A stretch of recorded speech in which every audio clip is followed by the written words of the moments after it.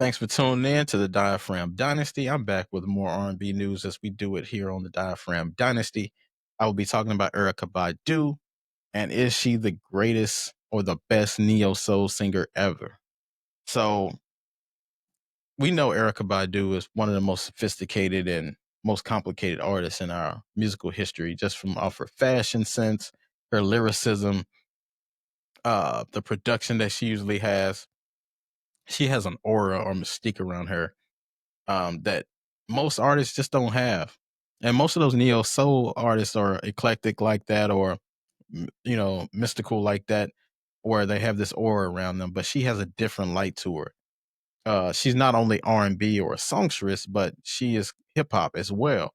So she dabbles in both those worlds, and she can go to the pop. So she has the trifecta, so to speak. Um, but I just think her depth and her lyricism creates her art, and it's a big part of who she is. Um, and she has a deeper bag than most neo soul artists have. Um, and we talked about the fashion, but the album covers, the videos that she shoots. She's always been different or ahead of her time in her genre and just in general and music sense. She, I believe, spearheaded the artistic expression that you can have from an artist. And her impact was a lot larger than any other neo soul artist ever.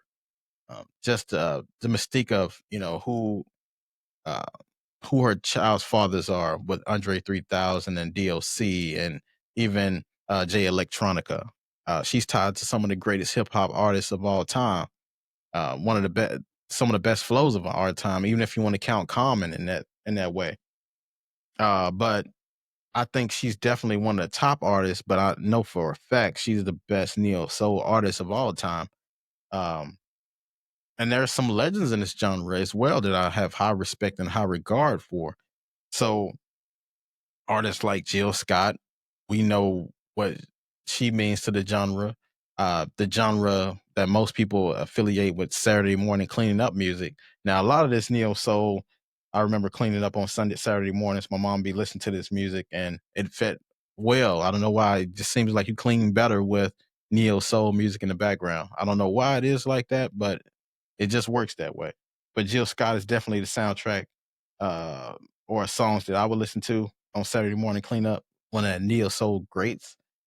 Uh, D'Angelo is another one of those artists. D'Angelo had a short reign or doesn't have a lot of discography to go with him, but his sheer artistry and ability, definitely one of the greatest neo soul artists of all time. We know what he meant to the '90s and early 2000s. Anthony Hamilton, of course, he came on the scene in the 2000s, 2003, 2004 era. But that Coming Where I'm From and Charlene, all of those great songs that helped put neo soul in a different light and put it on the forefront. He was a part of that movement in the early 2000s. So you can't forget what Anthony Hamilton's contributions to neo soul was, which I'll have to cover him eventually, just from his greatness. India Arie. She was one of those ones that we thought was kind of like the next Erykah Badu light, if you will. She kind of dressed like Erykah Badu with the head wrap and with the garbs that she wore. But she had that, us appreciating our skin tone. And she had that brown skin song that everyone used to like. Um, so she was very heavily contributed, but she didn't have an impact of Erykah Badu, and no one really did. Floor Tree, one of those other groups who had a short reign, but Marsha Ambrosius and what she does as a solo artist carried that group. But that Say Yes song was definitely one of the songs that you can't tell the story of neo soul without. So Floor Tree is definitely one of the greats, but they didn't have that impact of Erykah Badu or the longevity for that effect. Of course, Lauren Hill, she dabbled in hip hop and R&B as well, so she's in that same type of bag of Erykah Badu, and she had the impact. She just didn't have the longevity of Erykah Badu. Erykah Badu is still putting out music and still doing stuff, but Lauren Hill hasn't put out any music or a project since 1998, so I can't give her the nod. She has definitely had the impact, even though it was short lived, and her influence still lives today. But I have to give the credit to Erykah Badu because she has that longevity and she put in more work. Raphael Sadiq, one of my favorite neo soul singers and one of the most underrated. His ability and his contributions to the '90s and 2000s, and even till today, the work he did on the Cowboy Carter album with Beyonce and the country music realm. Raphael Sadiq is one of the greatest artists we've known. Not just greatest song, vocalist, but greatest artist all around. Production, writing, singing, all of that stuff. Um, Dance Tonight from that Love and Basketball soundtrack is one of my favorite neo soul songs of all time. It's in my top 5 for sure. I have to do a list pretty soon, but that's definitely up there. Angie Stone, rest in peace. Her contributions to the game, but she didn't have the impact of Erykah Badu, of course. Um, but she was great as well. And then Bilal, of course, was one of my favorite artists that they have. He was one of those artists that was on the Love and Basketball soundtrack as well. Soul Sister is a very good song. I have to listen to more of his music, but I love Bilal as well. But I have Erykah Badu as the greatest neo soul singer of all time and artist as well, because she's not only created great songs, but she created great moments. That Tyrone period of when that Badu Live album came out, I remember listening to that and what that created and what that felt like back then. So I actually lived through that era back in 1997, and hearing that at the age of 9 or 10 years old, being able to hear that song and actually being able to fall in love with music and R&B during that time.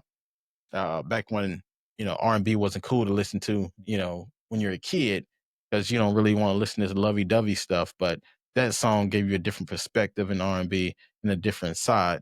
So she created that moment for us.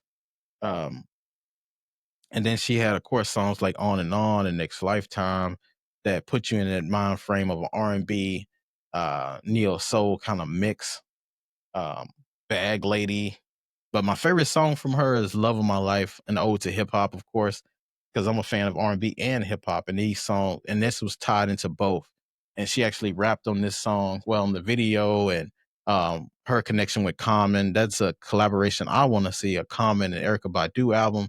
That would have been, exciting to see back in the day. It's probably past its time now, but that's definitely one of those albums that I wish would have came to fruition, because they sound very good sonically together. But you can't go wrong with the Erykah Badu or a Common or either mashup of those guys. Um, but then she kept it going, as recently as 2010 with um, the Honey song and the Window Seat, and the video for Window Seat we know is one of the best videos she done put out. It's very exciting to see. If you know, you know. But nevertheless, I'm excited about the project she has coming up with The Alchemist, Abby and Alan, which it'll be a good project because The Alchemist has been on that crazy run, especially with that last project with Freddie Gibbs, that Alfredo 2 project. So I'm excited. So until next time, I'll see you next time.